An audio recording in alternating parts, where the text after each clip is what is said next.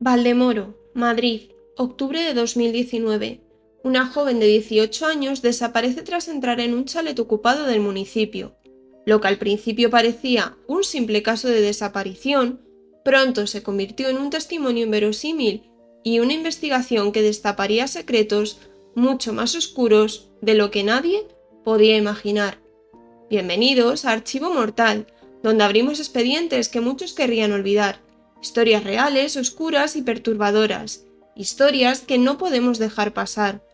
Hoy el archivo que abrimos es el caso del carnicero tatuador. Gracias por estar aquí. Si os gusta este contenido, suscribiros, dad un like, activad la campanita para no perderos ningún episodio y compartidlo. Ahora sí, abrimos el archivo.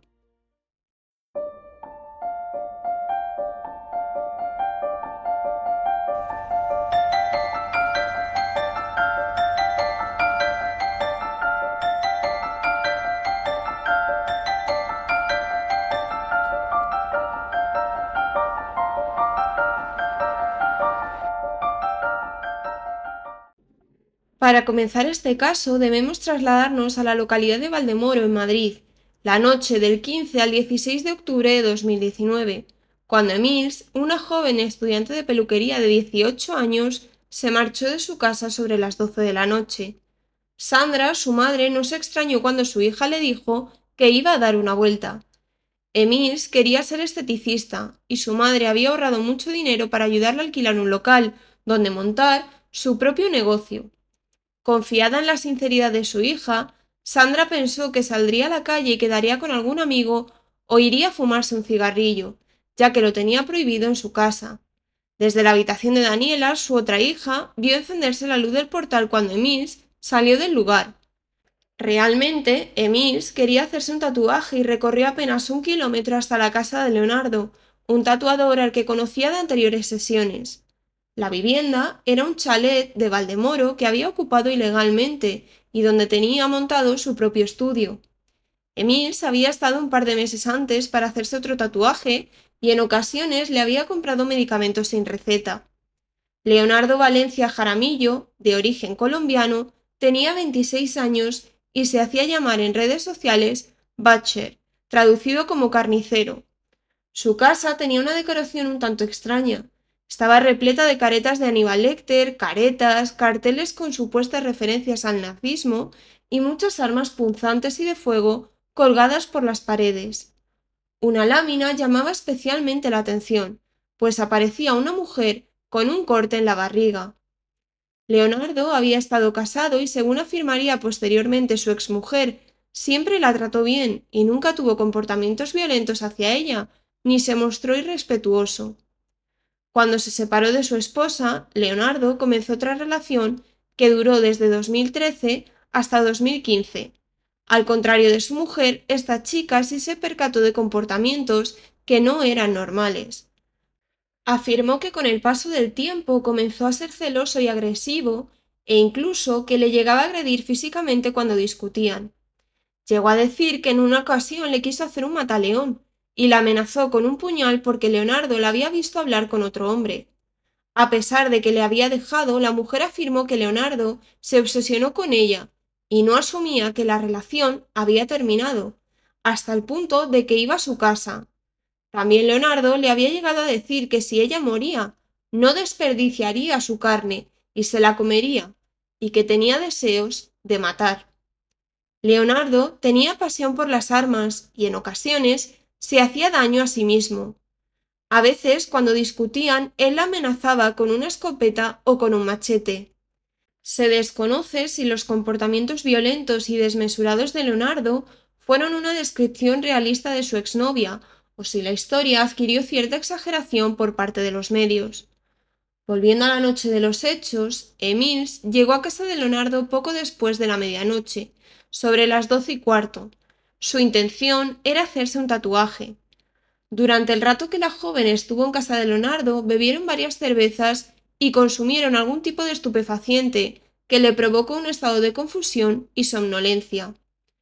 Sobre la 1:15 de la madrugada, Emils se conectó por última vez a WhatsApp para enviarle una foto a su novio Jason. En esta se veía a la joven con una pastilla en la boca. En interpretaciones posteriores se sospechó que se trataba de un ribotril, una benzodiazepina con la que Leonardo comerciaba ilegalmente. Aprovechando que Mills estaba en estado de somnolencia, Leonardo se aproximó por su espalda y puso su brazo alrededor del cuello con la intención de ahogarla, pero no lo consiguió. Así es como Leonardo buscó otra alternativa de arrebatar la vida de la joven. Probó con un cable para intentar ahorcarla y le clavó un cuchillo en la parte inferior de la mama derecha, a la altura de los últimos espacios intercostales, provocando así la muerte de Mills sobre las 3 de la madrugada. Lo que vamos a narrar a continuación es difícil de escuchar. Tras quitarle la vida a la joven, trasladó su cuerpo a su cuarto de baño, depositándolo en la bañera. En ese momento, Leonardo, utilizando diversos instrumentos cortantes, comenzó a desmembrar, mutilar y descuartizar el cuerpo de Mills. Recortó las areolas de sus senos, seccionó los pezones, realizó una incisión desde el ombligo en forma de Y hacia cada una de las 2 clavículas, separó el cuero cabelludo y la cara del cráneo, desmembró los huesos y extrajo las vísceras del tronco, así como procedió a quemar el cráneo, restos de carne y miembros del cuerpo en una barbacoa de la que disponía en el domicilio, y recortó un tatuaje del cuerpo de Mills, que junto con la cara colocó en salmuera para conservarlas en modo de trofeo. El olor a quemado despertó a los vecinos, que fueron a llamarle la atención. Leonardo se disculpó justificándose con que se había producido un pequeño incidente al quemar una manta con una colilla. Sobre las 5 de la mañana, Sandra, la madre de Mills, se despertó. No vio a su hija en casa, ni vio que le hubiese escrito ningún mensaje. Además, no tenía foto de perfil en WhatsApp. La tarde del 16 de octubre, Leonardo llamó a Celia Berenice, su última exnovia, a la que le dijo que había cometido un grave error. Había matado a una persona y la necesitaba para limpiar el escenario del crimen. Celia se lo tomó como broma o una excusa para verla.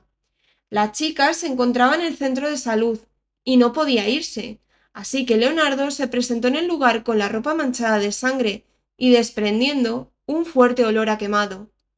Entre las 4:20 y las 9:20 de ese mismo día, Celia, junto con Leonardo y a bordo del coche Citroën conducido por ella, realizó diversas compras en 3 centros comerciales, de ropa, de productos de limpieza, una pala metálica, bolsas de basura, y se llevaron sin permiso un carrito de la compra, así como tareas de limpieza del baño principal de la casa en la que vivía Leonardo. Luego en el coche, Celia transportó una bolsa de basura en cuyo interior había objetos del baño principal y un recipiente de sal, y lo llevó a un contenedor cercano. En todo momento, Celia avisó a otra expareja, Miguel Ángel, al que pidió que fuera a recogerla cuanto antes. Aproximadamente sobre las 8:30 de la tarde, Celia se dirigió al cuartel de la Guardia Civil de Valdemoro para denunciar que Leonardo había matado a una persona, mostrando incluso a los agentes una fotografía de lo que parecía un cráneo humano, que hizo en el lugar de los hechos. Mientras Celia lo denunciaba, Leonardo le mandó mensajes suplicándole que no le delatara. En ese momento se inició la investigación de los hechos, acudiendo agentes de la Guardia Civil de inmediato al domicilio. Se encontraron a Leonardo aproximándose a la vivienda con el carrito de la compra lleno de sangre, al igual que su ropa, y antes de detenerlo confesó haber matado a una mujer, pero no facilitó la identidad de la misma.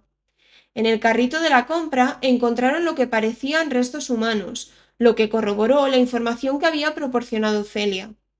Para ese momento, las autoridades no vieron que Leonardo estuviera bajo los efectos de ninguna sustancia y le vieron tranquilo y sereno, aunque pensativo.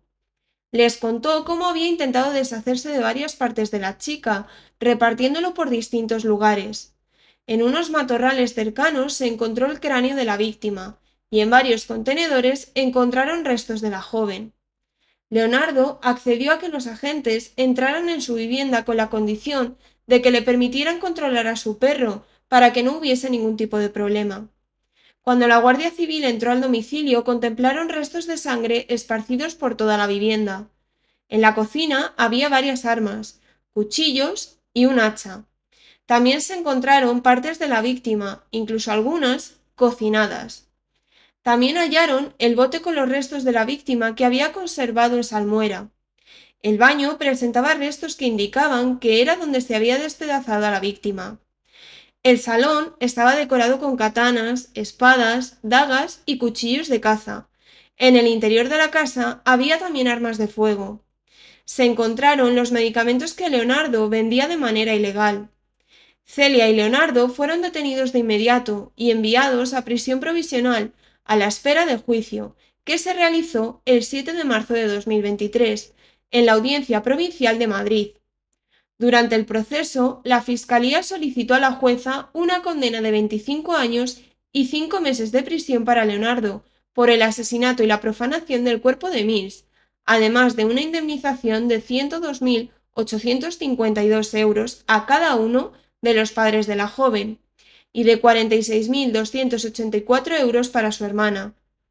A esta acusación se sumaron 2 peticiones particulares a la causa judicial que exigían la prisión permanente revisable para Leonardo. Celia fue acusada de un delito de encubrimiento por el que solicitaban 3 años de prisión. En el juicio hubo varios testimonios. La madre de Mills, Sandra, afirmó haber escuchado sobre Leonardo a su hija, que le mencionó en un par de ocasiones.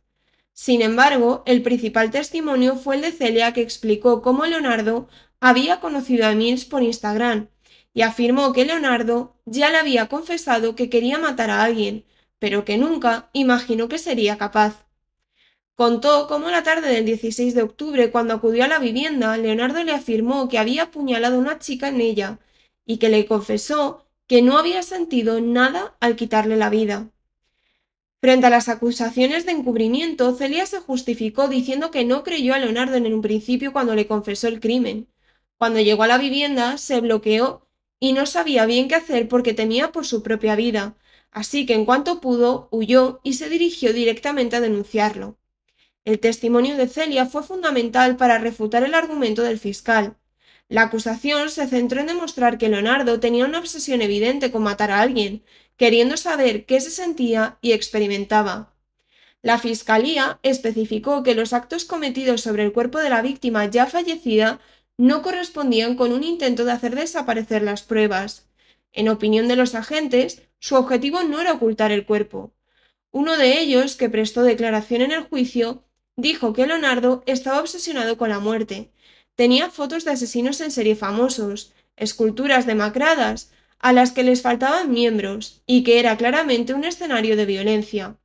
Además, afirmó que se encontraron más de 50 armas de todo tipo. Uno de los investigadores de la unidad de homicidios declaró que nunca antes había visto algo similar a lo que encontró en esa casa. La defensa quiso argumentar que Leonardo había cometido el crimen motivado por el consumo de drogas y un pasado traumático con su padre, intentando demostrar que su padre lo había obligado a ir con prostitutas desde los 7 años. Sin embargo, el jurado no consideró que Leonardo estuviera bajo los efectos de sustancias en el momento del crimen ni cuando trató de deshacerse de algunas partes del cuerpo de la víctima, a pesar de las grandes cantidades que fueron incautadas en su domicilio. Leonardo subió al estrado confirmando su responsabilidad, pero con una versión distinta. Declaró que Miss había fallecido por una máscara mientras mantenían relaciones. Según decía, estaban realizando un juego sexual de carácter sadomasoquista cuando la joven se quedó sin aire. No obstante, aunque reconoció el brutal descuartizamiento como un acto cruel y falto de humanidad, incriminó a Celia indicando que fue ella quien ideó el proceso de cómo deshacerse de las pruebas del crimen. El jurado consideró que Leonardo drogó a Mills para que no pusiera resistencia. Después la apuñaló y la asfixió hasta la muerte. De este modo, Leonardo fue considerado culpable del asesinato, mientras que la acusación sobre Celia fue desestimada. La solicitud de prisión permanente revisable solicitada por las acusaciones particulares fue descartada por la jueza al no considerar a Mills como una persona vulnerable. Leonardo fue condenado a 25 años de prisión por el delito de asesinato y por el delito de profanación de cadáver a 5 meses de prisión, además de libertad vigilada por 10 años a cumplir una vez salga de la cárcel. Se le impuso también la prohibición de comunicarse o aproximarse tanto a Sandra como a Daniela, madre y hermana de la víctima. Tampoco podrá residir ni visitar la localidad de Valdemoro. Como responsable civil, Leonardo deberá indemnizar a cada uno de los progenitores con la cantidad de 102.852,50 euros y a su hermana con una cantidad de 46.284,85 euros. Se le condenó al pago de las 2/3 partes de las costas procesales, incluidas las de las acusaciones particulares. El caso de Mills no solo sacudió a Valdemoro, sino que dejó una huella imborrable en todos los que siguieron su historia. Una desaparición que comenzó como un enigma, un testimonio que nunca encajó del todo, y una investigación que fue desenredando una trama inquietante. Más allá de titulares y juicios, queda la memoria de una joven de 18 años, cuya vida fue arrebatada demasiado pronto. Gracias por escuchar Archivo Mortal, un canal donde recordamos a las víctimas y donde no nos olvidamos de lo que muchos preferirían callar. Si este caso te ha impactado, te invito a seguir el canal, compartir este episodio y dejar tu opinión, siempre desde el respeto, por supuesto. Me ayuda muchísimo a seguir investigando y dándole voz a otras historias. Nos escuchamos muy pronto con el siguiente caso.